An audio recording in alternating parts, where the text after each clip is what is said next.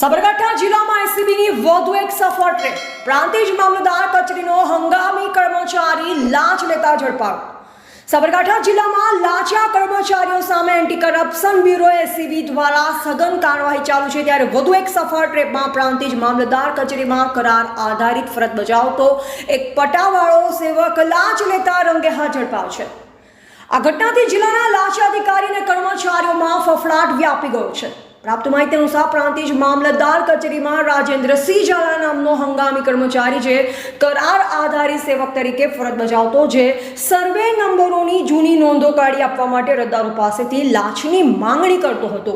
તે 1000 થી 2000 રૂપિયા સુધીની લાંચ માંગતો હોવાનું સામે આવ્યું હતું. આ અંગેની ફરિયાદ એસીબીને મળતા એસીબી ટીમે છટકું ગોઠવી રાજેન્દ્રસિંહ ઝાલાને રંગે હાથ ઝડપી પાડવા માટે જાળ બિછાવી. ગુરુવાર જ્યારે રાજેન્દ્રસિંહ ઝાલાએ અરજદાર પાસેથી રૂપિયા 2000ની લાંચ સ્વીકારી રહ્યો હતો, ત્યારે એસીબી ટીમે તેને ઝડપી પાડ્યો હતો. એસીબીની આ સફળ કાર્યવાહીથી પ્રાંતિજ સહિત સાબરકાંઠા જિલ્લાના સરકારી કચેરીઓમાં ફફડાટ વ્યાપી ગયો છે. લાંચખોરી ડામવા માટે એસીબીની આ સક્રિયતા પ્રશંસનીય છે અને તેનાથી ભ્રષ્ટાચાર પર અંકુશ લગાવવામાં મદદ મળશે તેવી આશા રાખવામાં આવી રહી છે. એસીબીએ રાજેન્દ્રસિંહ ઝાલા વિરુદ્ધ ગુનો નોંધી વધુ તપાસ હાથ ધરી છે. એવા રાજકમલસિંહ પરમાર, ભારતની અસ્મિતા, સાબરકાંઠા.